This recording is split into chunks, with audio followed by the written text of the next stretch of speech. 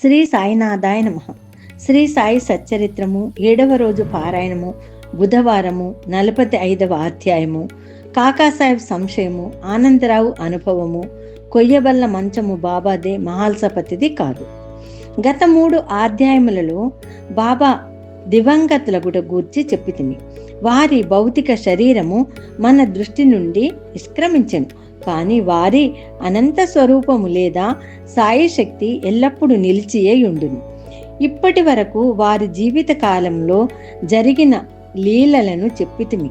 వారు సమాధి చెందిన పిమ్మట క్రొత్త లీలలు జరుగుచున్నవి. దీనిని బట్టి బాబా శాశ్వతముగా ఉన్నారనియు, తమ భక్తులకు పూర్వం వలె తోడ్పడుచున్నారనియు తెలియచున్నది.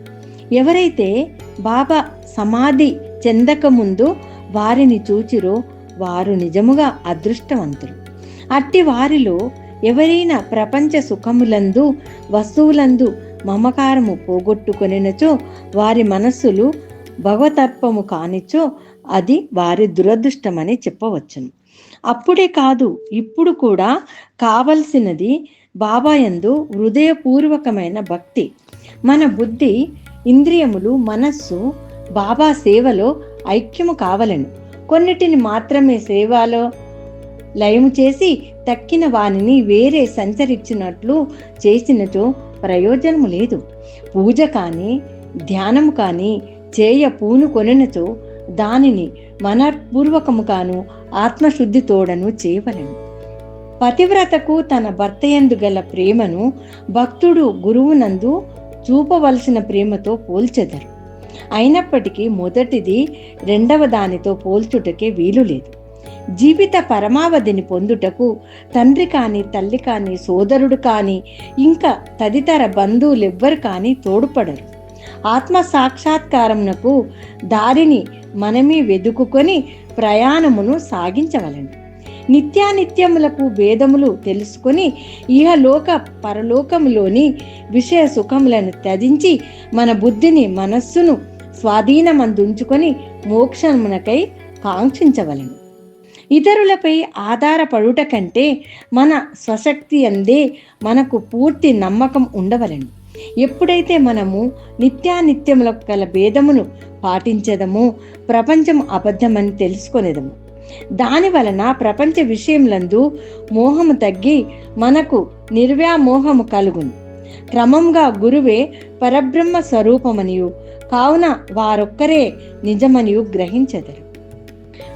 వారు ఈ జగత్తును జయించిన వారును, ప్రపంచమునకు అతీతులను. అప్పుడు వారిని ప్రతి జీవరాశియందు చూడగలిగి పూజించదము.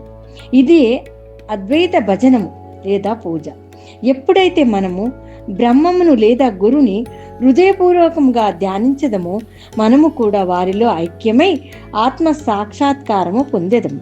1000 ఏళ్ల గురువు నామమును జపించుట వలనను వారి స్వరూపమునే మనమున ఉంచుకొని ధ్యానించుట చేతను వారిని సర్వ జంతు కోటి యందు చూచుట అవకాశము కలుగును. మనకది శాశ్వత ఆనందమును కలుగచేయును. ఈ దిగువ కథ దీనిని విశదీకరించును. కాకాసాహెబ్ సంశయము, ఆనందరావు అనుభవం. కాకాసాహెబ్ దీక్షితును ప్రతిరోజు శ్రీ ఏకనాథుడు వ్రాసిన గ్రంథములను అనగా భాగవతమును, భావార్థ రామాయణమును చదువుటకు బాబా ఆదేశించెను. బాబా సమాధికి పూర్వము కాకాసాహెబ్ దీక్షితు ఈ గ్రంథములను చదువుచుండెను. బాబా సమాధి చెందిన తర్వాత కూడా అట్లే చేయుచుండెడివాడు. ఒకనాడు ఉదయము బొంబాయి చౌపాటీలో నున్న కాకా మహాజని ఇంటిలో కాకాసాహెబ్ దీక్షితు ఏకనాథ భాగవతము చదువుచుండెను. శ్యామ కాకా మహాజని కూడా నచ్చట నుండి శ్రద్ధతో భాగవతమును వినుచుండెను. దీక్షితు ఏకాదశ స్కందములోని 2వ అధ్యాయమును చదువుచుండెను.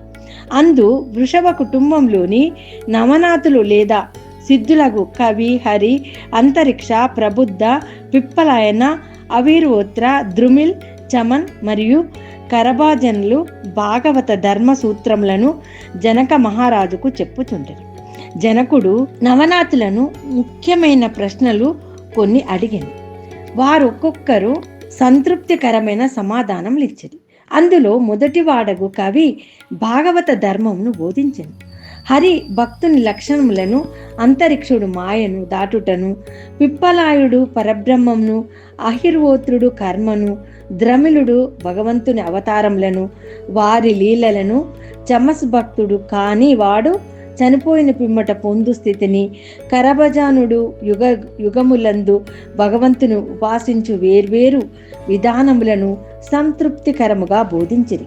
వాని సారాంశమేమన, కలియుగములో మోక్షము పొందుట ఒక్కటే మార్గము కలదు. అదే మన గురుని లేదా హరి పాదార విందములను స్మరించుట.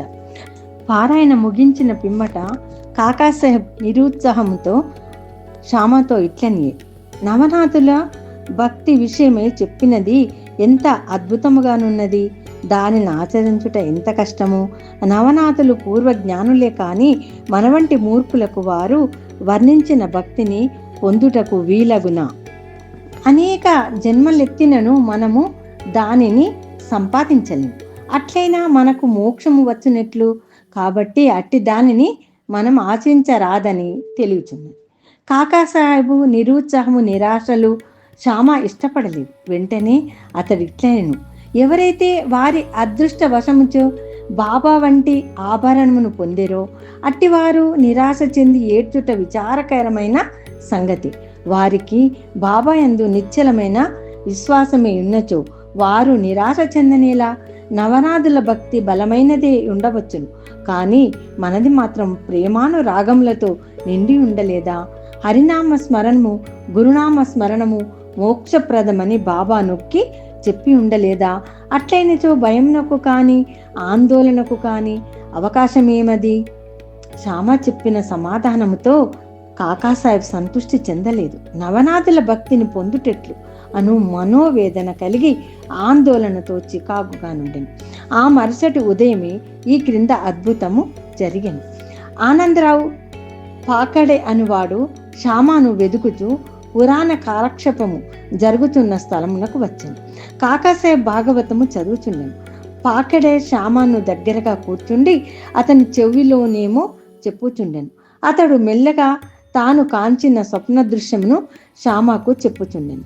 ఇది పురాణ కాలక్షేపమునకు కొంచెం ఆటంకము కలిగచేసింది. కాకాసాహెబ్ పురాణము చదువుటమాని విషయమేమని అడిగాను. శ్యామ ఇట్లు నుడివెను, నిన్న నీ సంశయంను తెలిపితివి, దానికి సమాధానం ఇదిగో. బాబా పాకడేకు చూపిన స్వప్న దృశ్యమును వినుము. రక్షకమైన భక్తి కాక వేరేది దీనిని సాధించలేదు. గురుని పాదములు భక్తితో ధ్యానించిన చాలును అని బాబా నొక్కి చెప్పి ఉన్నారు. అందరూ ముఖ్యముగా కాకాసాహెబ్ అదృశ్యమును వివరముగా వినగోరిరి. వారి కోరిక ప్రకారము పాకడే ఈ దృశ్యమును ఈ క్రింద విధముగా చెప్పనారంభించను. లోతైన సముద్రములో నడుం వరకు దిగి అచ్చట నిలిచి తిని హఠాత్తుగా అచ్చట సాయిబాబాను చూచి తిని రత్నములు తాపిన చక్కని సింహాసనంపై బాబా కూర్చుని ఉండెను. వారి పాదములు నీటిలో నుండెను. బాబా స్వరూపమును చూచి మిగిల ఆనందించి తిని అది నిజం వలె నుండెనే కానీ స్వప్నం వలె కానరాకుండెను. దాన్ని నేను స్వప్నమని అనుకొనలేదు. మాధవరావు కూడా అచ్చట నిలబడి ఉండెను. శ్యామ ఆనందరావు బాబా పాదముల పడుము అని సలహా ఇచ్చెను. నాకు కూడా నమస్కరించవలనియే ఉన్నది, కానీ వారి పాదములు నీటిలో నున్నవి కనుక నా శిరస్సును వారి పాదములపై ఎట్లుంచగలను, నేను నిస్సహాయుడను అని నేనంటిని. అది విని అతడు బాబాతో ఇట్లను, ఓ దేవా, నీటిలోనున్న నీ పాదములను బయటకు తీయుము. వెంటనే బాబా తన పాదములను బయటకు తీసిరి. క్షణమైన ఆలస్యం చేయక నేను వారి పాదములకు మ్రొక్కి తిని దీనిని చూచి బాబా నన్ను ఇట్లు దీవించెను. ఇక పొమ్ము, నీవు క్షేమమును పొందెదవు.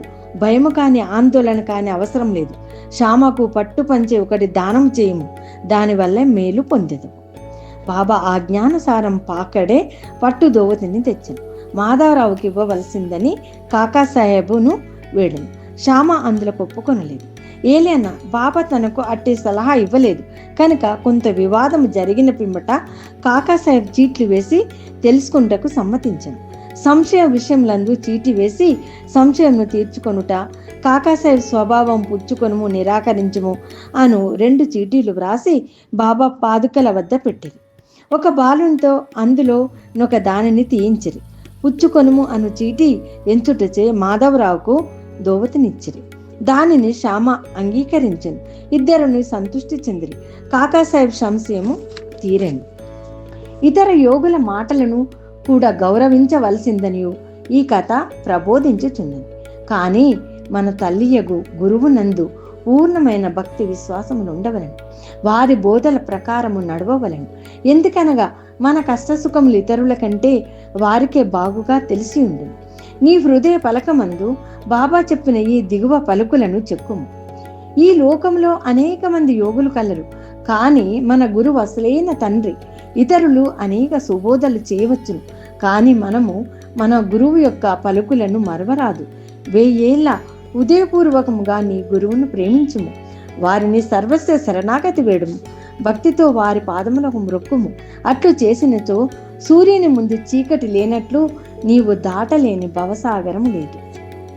కొయ్యవల్ల మంచము బాబాదే, మహాల్సపతిది కాదు. బాబా షిరిడి చేరిన కొద్ది కాలంనకే 4 మూరల పొడవు, 1 జానడు వెడల్పు గల కొయ్యబల్ల మీద 4 చివరల 4 దీపపు ప్రమిదలు పెట్టి దానిపై పండుకొనుచున్నవారు. కొన్నాళ్ళు గడిచిన పిమ్మట బాబా దాన్ని విరిచి ముక్కలు చేసి పారవేసింది. ఒకనాడు బాబా దాని మహిమను కాకాసాహెబ్కు వర్ణించి చెప్పుచుండెను. ఇది విని అతడు బాబాకిట్లనే, మీకింకను కొయ్యబల్ల అందు మక్కువ ఉన్నచో ఇంకొక బల్ల మీ కొరకు మసీదులో వ్రేలాడ తీసేదను. దానిపై మీరు సుఖముగా నిద్రించవచ్చును. అందుకు బాబా ఇట్లను, మహాల్సపతిని దిగం విడిచి నేనొక్కడినే పైన పండుకొనుటకిష్టం లేదు. కాకాసాహెబ్ ఇట్లను, మహాల్సపతి కొరకు ఇంకొక బల్లను తయారు చేయించదు. బాబా అతడిట్లు బల్లపై పరుండగలడు. బల్ల మీద అంత ఎత్తున పండుకొనుట సులభమైన పని కాదు. ఎవరు మిక్కిలి పుణ్యవంతులో వారే పడుకొనగలరు. ఎవరైతే కళ్ళు తెరిచి నిద్రించగలరో వారికే అది వీలగును. నేను నిద్రపోవునప్పుడు మహాల్సపతిని నా పక్కన కూర్చుండి తన చేయి నా హృదయంపై నుంచుమనెదను. అతడి నుండి వచ్చు భగవన్నామ స్మరణను వినుమనెదను. నేను పండుకొనుచో నన్ను లేవగొట్టుమనెదను. దీనిని అతడు నెరవేర్చలేకున్నాడు. నిద్రతో కునుకుపాట్లు పడుచుండెను. నా హృదయంపై వాని చేతి బరువును గమనించి ఓ భగవత్ అని పిలిచెదను. వెంటనే కళ్ళు తెరిచి కదులును. ఎవడైతే నేలపై చక్కగా నిద్రించలేడో, ఎవడు కదలకుండా ఉండలేడో, ఎవడు నిద్రకు సేవకుడో వాడు ఎత్తైన బల్ల మీద ఎట్లు పండుకొనగలడు అని అనేక పర్యాయములు బాబా తన భక్తులందు ప్రేమచే ఇట్లనెను, మంచి కానీ చెడు కానీ ఏది మనదో అది మన దగ్గర ఉన్నది, ఏది ఇతరులదో అది ఇతరుల వద్దన ఉన్నది. 45వ అధ్యాయము సంపూర్ణం. సద్గురు శ్రీ సాయినాథార్పణమస్తు.